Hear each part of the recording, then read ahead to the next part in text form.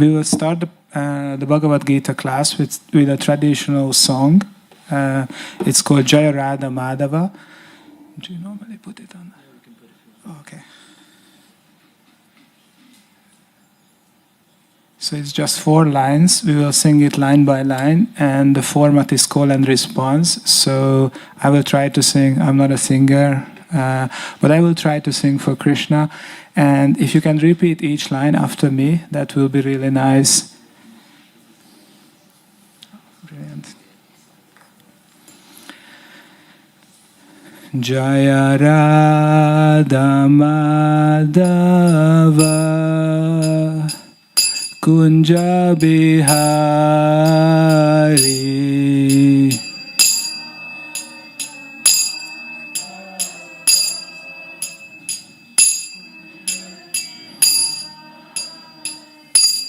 Jaya Radha Madhava Kunja Bihari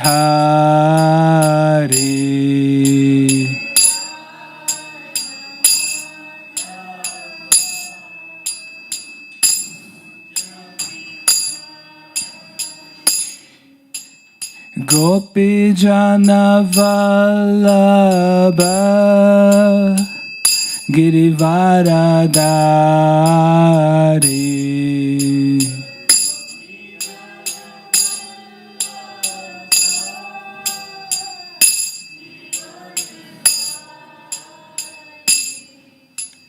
Gopi Jana Vallabha Girivaradari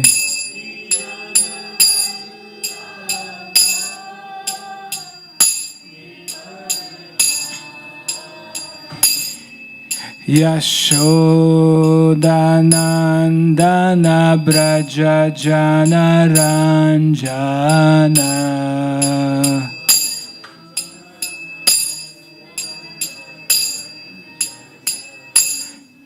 Yashodanandana Braja Jana Ranjana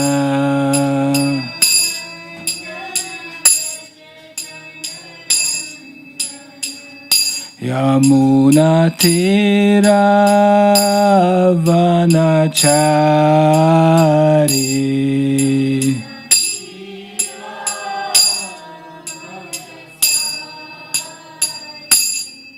Yamuna Tira Vanachari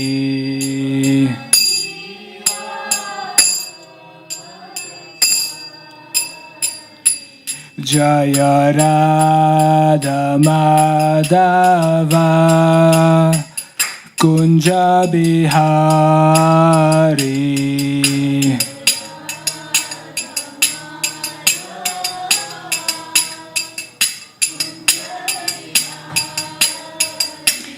Jaya Radha Madhava Kunja Bihari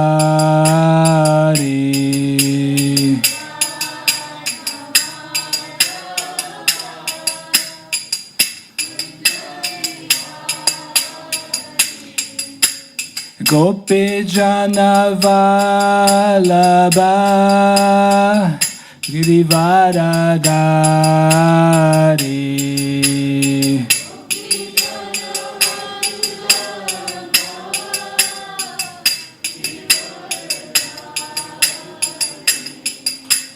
Gopi Jana Vallabha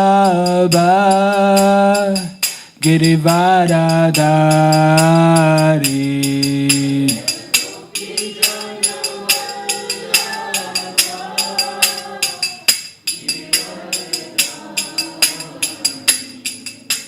Yashodanandana Braja Jana Ranjana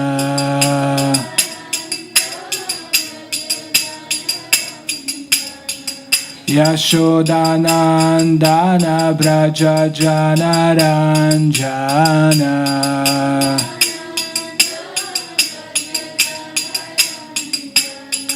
Yamuna Tira Vanachari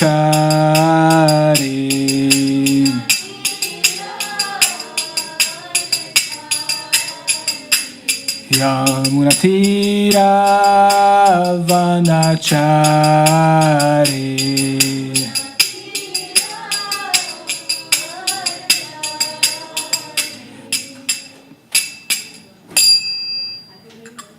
Hare Krishna, thanks for participating.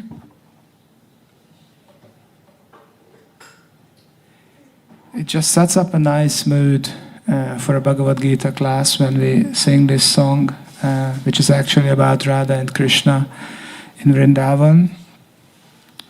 So today's verse, I will try to bring it up on the screen. But before I start, just a quick announcement. So today we will finish a little bit early. Usually the Bhagavad Gita class is on from 6 p.m. to 7 p.m. But today we have a special, not today, this month we have a special month called Kartik. And so there will be some lamp and ghee offering at 7 p.m. So we will finish at 6:50 today so that they have 10 minutes to set up the place for the offering. So I will just bring up the verse on the screen, if I can manage the technology. I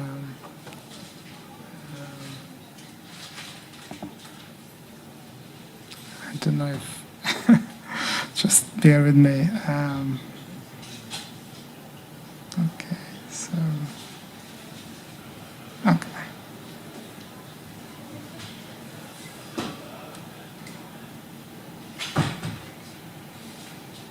Oh no.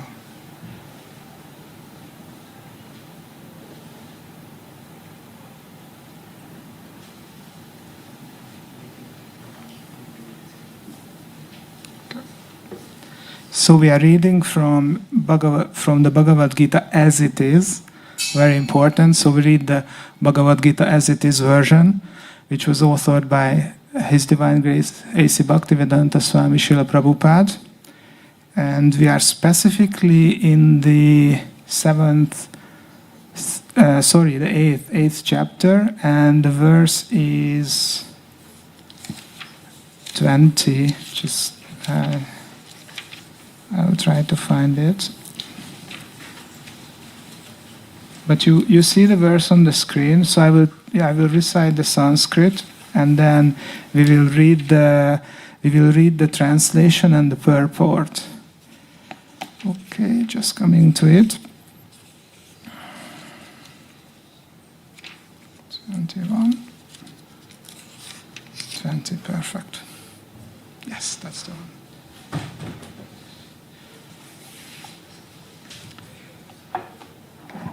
Parastasmatu bhavonya vyakto vyaktat sanatanaha yasa sarveshu bhuteshu nasyatsu na vinashyati. So, translation and purport by His Divine Grace, A.C. Bhaktivedanta Swami Srila Prabhupada. Srila Prabhupada ki. Translation. Yet, there is another unmanifest nature which is eternal and is transcendental to this manifested and unmanifested matter. It is supreme and it is never annihilated. When all in this world is annihilated, that part remains as it is. Purport. Krishna's superior spiritual energy is transcendental and eternal. It is beyond all the changes of material nature, which is manifest and annihilated during the days and nights of Brahma. Krishna's superior energy is completely opposite in quality to material nature. Superior and inferior nature are explained in the 7th chapter. Om Agyana Timirandasya Gyananjana Shalakaya Chakshurun Militam Yena Tasmai Shri Gurave Namaha Namaum Vishnu Padaya Krishna Preshtaya Bhutale Nirvishesha Shunyavadi. Namaum Vishnu Padaya Krishna Preshtaya Bhutale Shrimati Bhaktivedanta Swaminiti Namine Namaste Saraswati Devi Gauravani Pracharine Nirvishesha Shunyavadi Paschatya Deshatarine Jai Shri Krishna Chaitanya Prabhu Nityananda Shri Advaita Gadadara Shivasadi Gaura Bhakta Vrinda Hare Krishna Krishna Krishna Hare Hare Hare Rama Rama Rama Hare Hare. Om Namo Bhagavate Vasudevaya. Om Namo Bhagavate Vasudevaya. Om Namo Bhagavate Vasudevaya. Yes, so we are in the 8th chapter of the Bhagavad-gītā. Just for the context, if you are just listening into this class and you haven't followed the previous verses, so the Bhagavad-gītā has 18 chapters, and it can be actually split into 3 major parts. The Bhagavad-gītā, the 18 chapters, each part is 6 chapters. So the first 6 chapter of the Bhagavad-gītā speaks about Karma Yoga. So specifically how we, do our activities and, the karmic reactions essentially. It also speaks in the 6th chapter about what's called Dhyana Yoga or Ashtanga Yoga. In the second 6 chapters of the Bhagavad-gītā, so chapter 7 to 12, is the nectarian part, which is Bhakti Yoga. And actually we are in that part. Each chapter is in that part. So we are in the nectarian part of the Bhagavad-gītā. And the last part, the third part in this division is Jnana Yoga. So chapter 13 to 18 is Jnana Yoga, which is a lot about knowledge, tattva, and so on. And so we are in the second part. And it's a bit like a sandwich, when you have like top, bottom, and then the real thing is in the middle. We are in that part. So we're actually very fortunate that we are able to read Bhakti Yoga, about Bhakti Yoga. So, and this chapter specifically, does anyone know what the title of the 8th chapter? So the title of the 8th chapter is Attaining the Supreme. And again, just to set the context, the 8th chapter, so we are now in verse 20, but actually the 8th chapter starts with questions from Arjuna. So as some of you may know that the Bhagavad-gītā is actually a conversation between Arjuna, who is a Kshatriya, who is a warrior, and Krishna, who is the Supreme Personality of Godhead. And in this particular chapter, Arjuna started the conversation by asking some questions from Krishna. And now this verse is specifically spoken by Krishna in response to the chapter opener questions. So Krishna is answering essentially Arjuna's questions. And it's not that Arjuna doesn't know these things. Arjuna is a pure and perfect devotee, but he's asking these questions for our benefit. So just very, very briefly, because that verse is not actually today's topic, but just to set the context. So Arjuna asked a few questions from Krishna.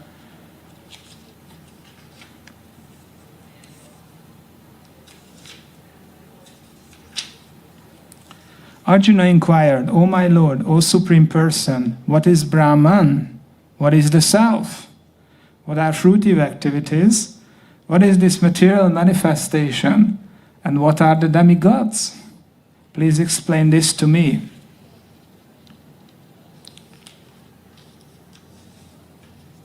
So far, Krishna, in the previous verses, and yes, in the second text, also Arjuna asked a few more questions before Krishna starts answering. Who is the Lord of sacrifice, and how does he live in the body, O Madhusudana? And how can those engaged in devotional service know you at the time of death? So Krishna in this chapter is answering Arjuna's questions, and in this particular verse, Srila Prabhupada translates this as it's basically a contrast. It's basically a contrast. So far, Krishna has spoken about the material nature and the material world. The different types of yugas, the different types, different types of modes of the material nature.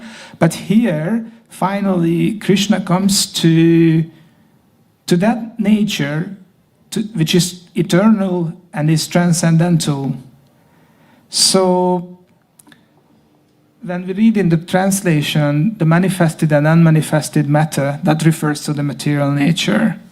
So, there's a lot of tattva and a lot of technicalities behind this verse and in this Vedic knowledge, because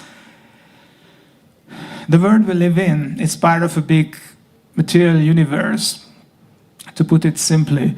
And this material universe is created and annihilated basically at the beginning, at the and at the end of Brahma's day. And for each universe, there is one Brahma who is like the supreme, not the supreme Lord, more like a supreme person. So he's still a spirit soul. But at his day, this material world is created, and at the end of the day, it's annihilated. Yeah, so that's just to set the context. And now Krishna is talking about the opposite of that, which is the spiritual nature, which is not created and then it's not annihilated. So it's ever existing. So just like when we go, for example, to the office, and at the beginning of the day, we open the laptop, the files are on the laptop, we start working with the files, we browse the internet, we answer emails, and then at the end of the day, we shut down the laptop screen, we close the laptop. The files are still there on the laptop, and we will use it the next day, but for the day it's gone. I would say this is a good analogy to demonstrate how this material nature and world is also created, becomes active, and then becomes inactive or annihilated at the end of Brahma's day.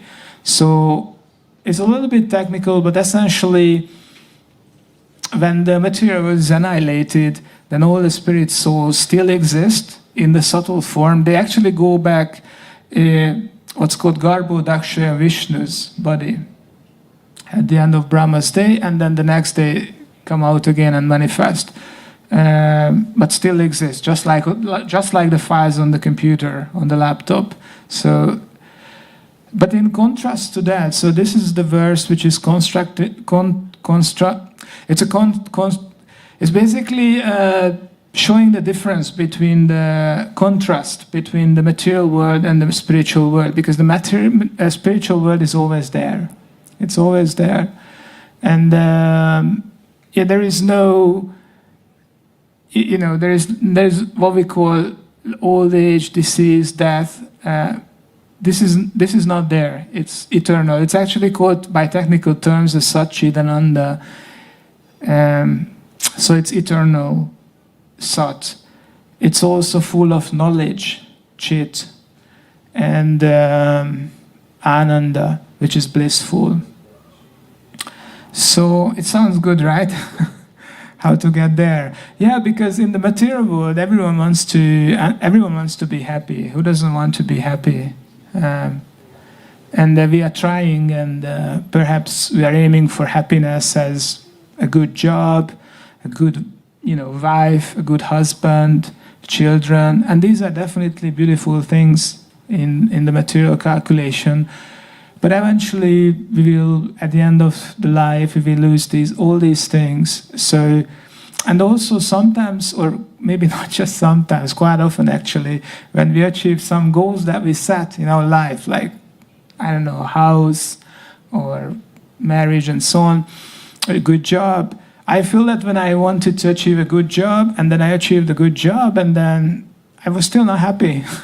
Because my mind was, trying to find some new goal, to achieve, to progress. And so in this way we are always hankering for something which we don't have. And so it's difficult to be happy in this world, if not impossible, because we are looking for happiness, but we are essentially looking for happiness here. But this word, as the Bhagavad-gītā says, is dukkhalaya ashashvatam. So first of all, very temporary, and also miseries and happiness come and go. So we are looking for happiness in the wrong place or in the wrong way. Yeah, so I was watching a class, and in this world there is always happiness and distress. No one can say that there's only just pure happiness. So that would, I've never met a person who is in like pure happiness only, maybe except pure devotees. And so I was listening to a class, and one guru was saying that, but there is pure distress, because in this world we can always be like, we can always go lower and lower. So really, we don't really belong here. We are spirit souls, and we don't really belong here. But what's the solution then? If there's it's very hope-giving that there is a world where everything is eternal, full of knowledge and bliss. So essentially bliss, happiness. That's very hope-giving. So the next logical question is how to get there. And I think, the Bhagavad-gītā has answers for this. So in this chapter, earlier in this chapter, there is a verse, Antakale chamameva smaran muktva kalevaram yaprayati samadbhavam yastra shamshayaha. So shamshayaha, no doubt. So basically at the end of the life, Antakale, at the end of our life, if we think of Krishna, think of the Supreme Personality of Godhead, then we can actually attain his abode, which is the spiritual world. The spiritual world is actually blissful because it's Krishna's residence. It's the Supreme Personality's residence. That's what makes it really blissful. So if we think of Krishna at the end of life, we can get back. And this is not just tattva, not just truth. Actually, in a book, in a scripture called Srimad Bhagavatam, it's clearly demonstrated through a person's example who is called Ajamil. Because Ajamil had a son called Narayan. And for better or worse, he saw a male and female embracing each other in the forest. And he got very attracted to that, and essentially he abandoned his wife for a prostitute and so on. But at the very end of life, despite all the sins, when he was on his deathbed, he was calling for his son, Narayan, Narayan. And so Narayan is the name of Krishna as well. And so when when Ajamil was leaving his body, by remembering his son's name, Narayan, which is indirectly also Krishna's name, he was taken back to the spiritual world. No, actually he got a second chance. Actually, there's a book written by Srila Prabhupada called Second Chance. But you can see how powerful it is to remember Krishna at the time of death. And without going into the technicalities of Yamaraj and the person who is in charge of judging our activities after the end of our life, the Vishnu Dutas, who are like Krishna's messengers, or they protected Ajamil. But so in that verse which I quoted, it's also from the 8th chapter, I think it's verse 5, and in verse 6, basically, Krishna explains that whatever we remember at the time of death, that's what we're going to attain. And another good example that it's not just theory, not just theoretical knowledge, but actual knowledge that people demonstrated throughout their life is, again, from the scripture called Srimad Bhagavatam, is Bharat Maharaj. Because Bharat Maharaj was a very renounced person. But again, for better or worse, his pastime was that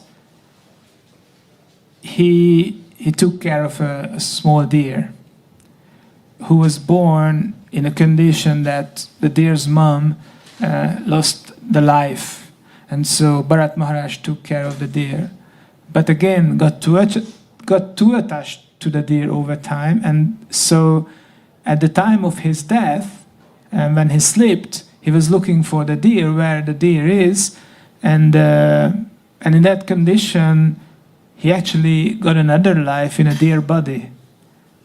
Now, of course, Bharat Maharaj is a great personality, so even in the deer body, he could remember Krishna and then became back to the human form of life in the third life.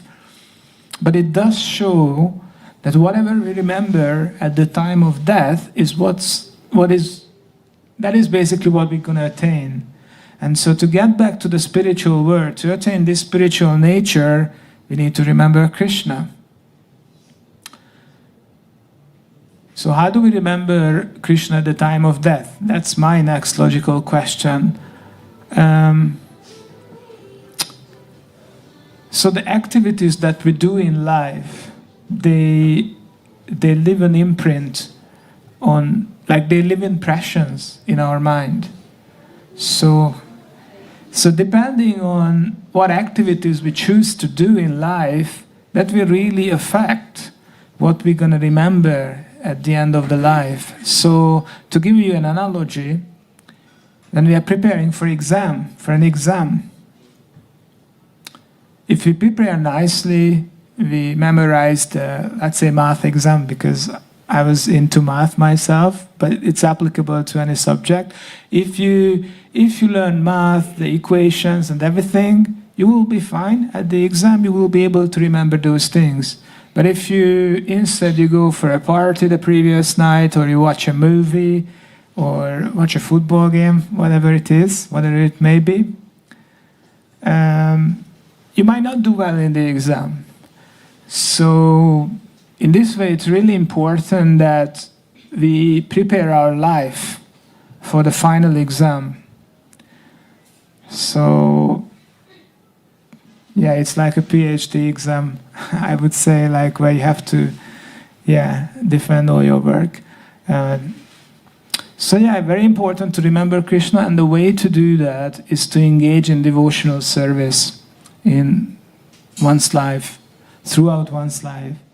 Because that's the best way to have those impressions which will make us remember Krishna. A few years ago, like someone told me, even before we go to bed in the evening, if you read a story, like just a short story about Lord Krishna, like 1 hour ago before we go to bed in the evening, it's more likely that we will dream with Krishna.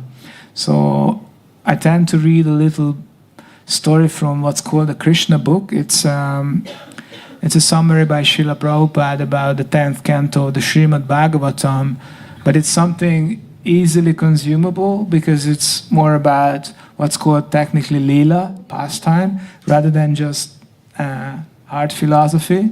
So it's easier read for me personally, but whatever inspires you, this is another way to remember Krishna even when we go to sleep.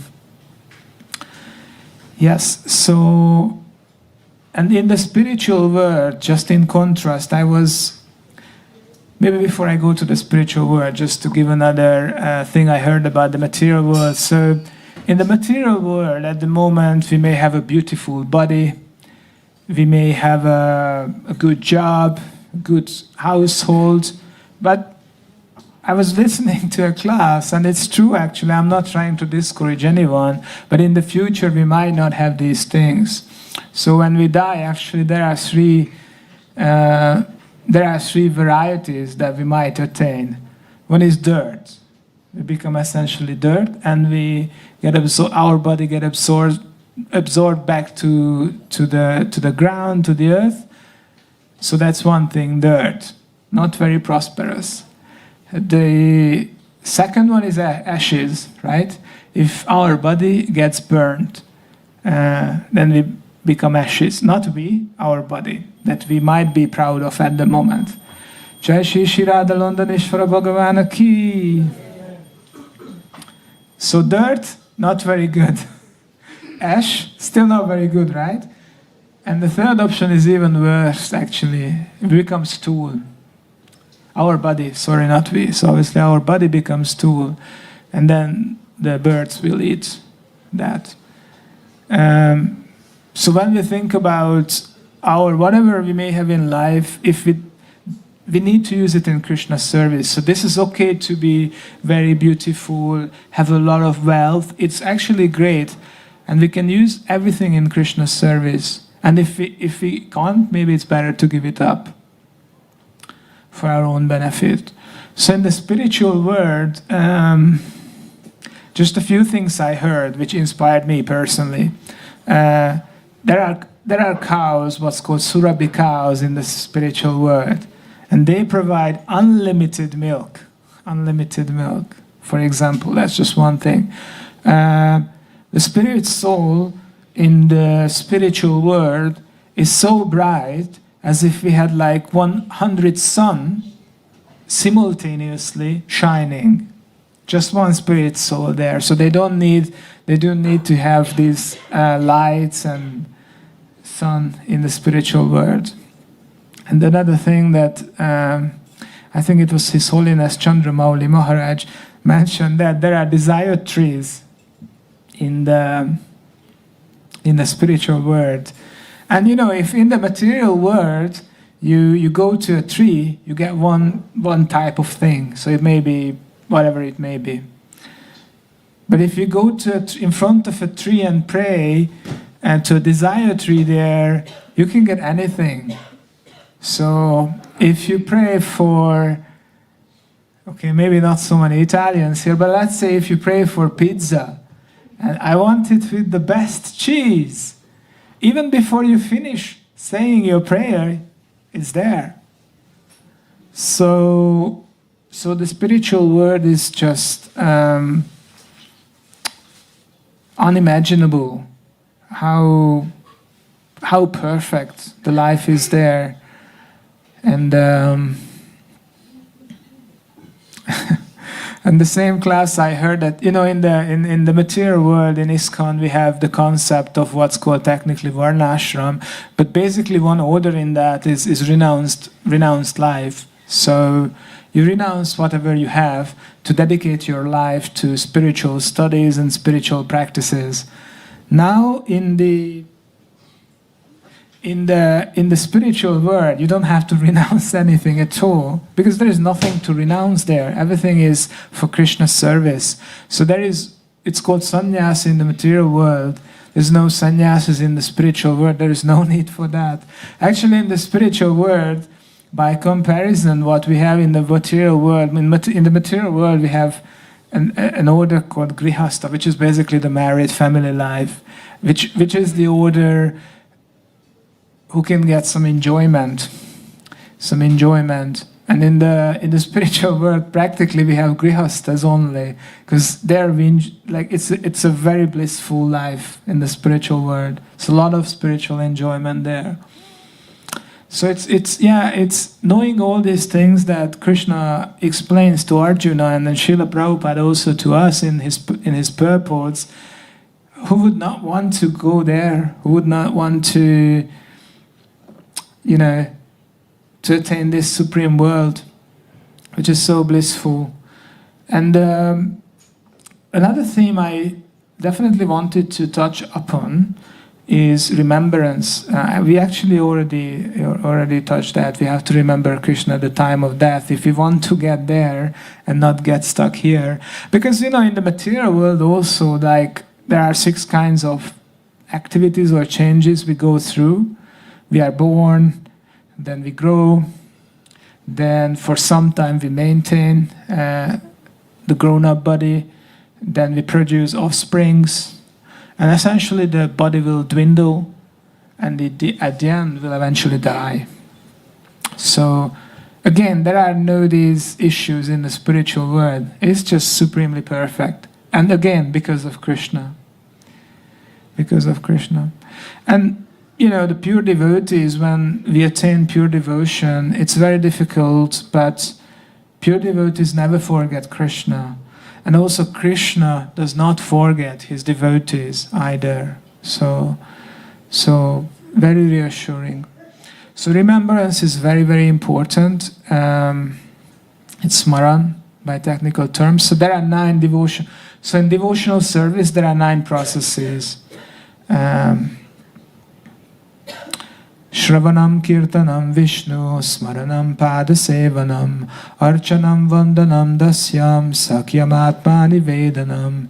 So one of them is Smaranam, which is Vishnu Smaranam in particular. So not just remembrance, so not just remembering anything that we want, but remembering Krishna.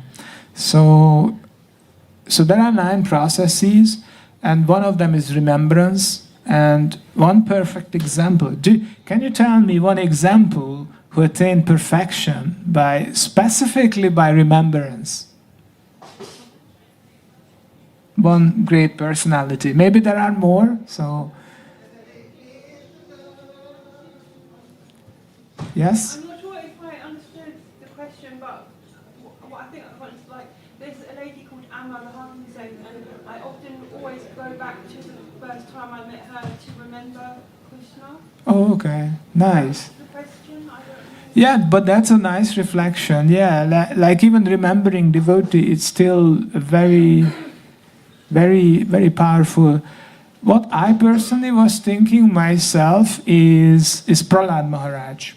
So often in aratis, when we have aratis, we conclude the arati by sitting down and we sing a special prayer called Narasimha prayer. And Narasimha Dev protected his devotee Prahlad Maharaj. And Prahlad Maharaj specifically he attained perfection by remembrance. So he was born in a demoniac family. But under any circumstances, he was put under very difficult circumstances by his father, Hiranyakashipu, and still Prahlad Maharaj was able to remember Krishna. So oftentimes we say, oh, it's difficult to remember Krishna, and it's true, we have challenges in life, so that's valid. But maybe, yeah, if you can come a bit forward, that will be nice for both of us, me and you as well. Thank you very much for the effort. So yeah, Prahlad Maharaj was always remembering Krishna,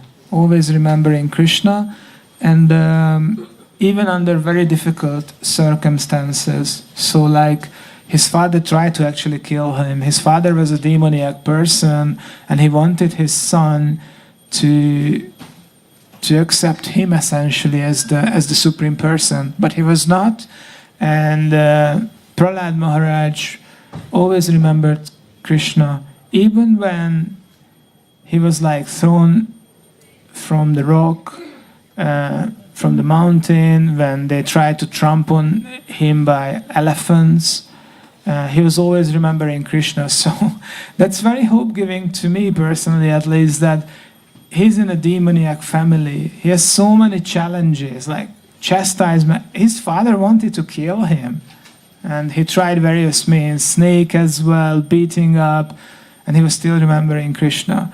So coming back to the 8th chapter, which is one theme for the 8th chapter, is remembering Krishna. Prahlad Maharaj can perhaps serve us as an inspiration that under any circumstances we can remember Krishna. And then we discussed Ajamil as well, how he attained a second chance essentially by just remembering Krishna's name, who happened to be his son's name. And also I remember one story when my Guru Maharaj, when my spiritual teacher was in hospital. He was going through an operation, and I remember he was even asking for like a private room where he could still attentively chant. So imagine how much pain he must have gone through by operation for his back. He was not able to sit at the time properly.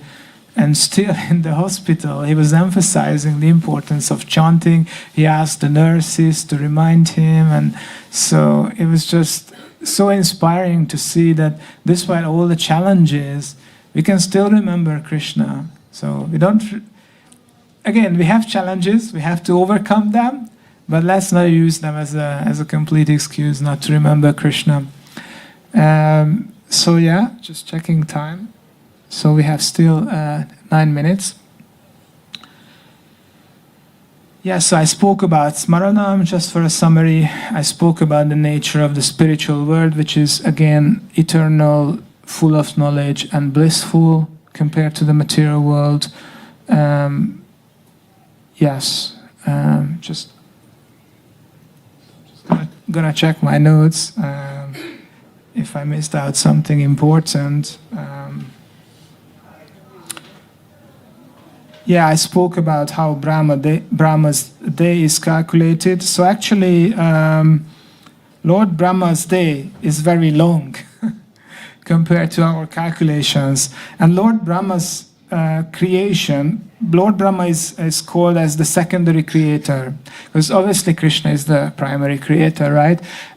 Lord Brahma was born from the navel, actually the lotus of Vishnu or Krishna. And he's the secondary creator, because actually he creates the universes. But it's, again, what's called by technical terms Visarga. He's the secondary creator. And his day is really, really long. So it's, when we discussed in the beginning that Lord Brahma's day is when we are active, manifest, and Lord Brahma's night when we are not manifest. So Lord Brahma's day. So we have 4 ages that we live in. The current age that we live in is called Kali Yuga. It's actually the age of quarrel and hypocrisy, so not the best age to live in. But still, there is one chance for us in this age of hypocrisy and quarrel. There is a verse in the Srimad Bhagavatam. Kalir doshe nidhe rajam asti eko mahan guna kirtana deva krishnasya mukta sangha param vrajet. So there is, although this age is an ocean of faults, there is still one good quality in this age. It's that by simply chanting the Hare Krishna Mahamantra, one can attain the kingdom of God. Basically the spiritual world that is mentioned in this verse. We still have a little bit of time. Last thing I will say, and then I will just open up for a very brief Q&A. The last thing I wanted to definitely mention, that in this chapter, in the 8th chapter of the Bhagavad-gītā, Srila Prabhupada mentions multiple times in the purports the chanting of the Hare Krishna Mahamantra, which is Hare Krishna, Krishna Krishna, Hare Hare, Hare Rama, Rama Rama, Hare Hare. So this is another way in which, so if we chant on our beads, we can again remember Krishna, especially if we try to be attentive. So that's just another way to come to the theme of this chapter about remembrance. And we have only 5 minutes left before we need to start setting up the lamp offering. Does anyone have any questions? I'm sure actually you have, so who starts it?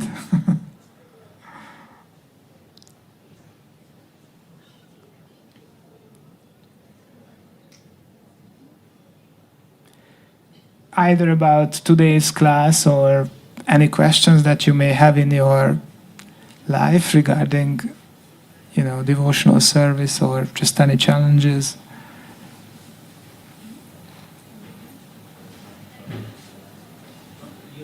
No? The class was simple? I have one bit, Sure. I have sometimes tried to connect and reach God when I'm disconnected from myself. And I heard a meditation that says, how can we expect to connect with God if we're not connected to ourselves first? But that we should also be with Him as well. And I thought, quite important to, because for me, whenever I've always been myself first. If I try, I'm not connected to myself. Got it. It's making it more, create more separation. So, yeah, this is a good question. So I will just repeat the question in case someone couldn't hear it, or for the online viewers, if there are some. So how can we connect, correct me if I got it wrong, how can we connect to God? Do we have to connect to ourselves first before we can be connected to God? So this is a very good question. So when I came to Krishna consciousness, I'm originally from Hungary.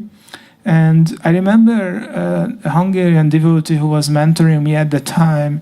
He always used to tell me one thing. First, be conscious. And then you can become Krishna conscious. So I think that's the first thing that came to my mind regarding your question. So yes, the connection to ourselves, so that we are conscious first about things that we do, things that are going on around us. And then perhaps once we are a little bit more conscious, perhaps we recognize the issues in the world, the difficulties, the challenges, then perhaps we look for solutions.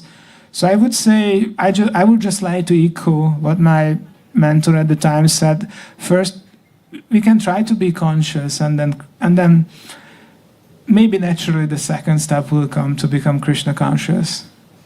Thank you for the question. Anyone else? We still have 3 minutes. Just a quick one. The part where you mentioned Brahma's timeline, the beginning and end, is that part of Gita, or is it from Bhagavad-gītā? Good questions. I will again repeat. So the Mataji is asking if, when I mentioned that Lord Brahma's day and Lord Brahma's end, how it's manifest and unmanifest, is it part of the Bhagavad-gītā or is it part of the Bhagavatam? Yes, you are correct. So this is actually part of the second canto in specific, in particular. But yeah, it's Srimad Bhagavatam, second canto. The creation is explained in detail in the second canto. And also how Lord Brahma was born, how he manifested the universe, how the progenitors were born. So yeah, it's explained in detail. So you can look it up, second canto specifically. Thank you. 2 minutes left, so still have time for one question. One last question. Anyone from the Prabhus, from the males? The Matajis are have been more eager so far. Can you talk a bit about the Kartikeya month and where, like, what book is it explained in? Yes, so we have 1 minute. I will try to be very brief. The Mataji was requesting if I could briefly speak about the Kartik month. So we have a very special month, and the preparation will start in 1 minute, so I will finish. But it's basically a pastime. It's again from the Srimad Bhagavatam, actually.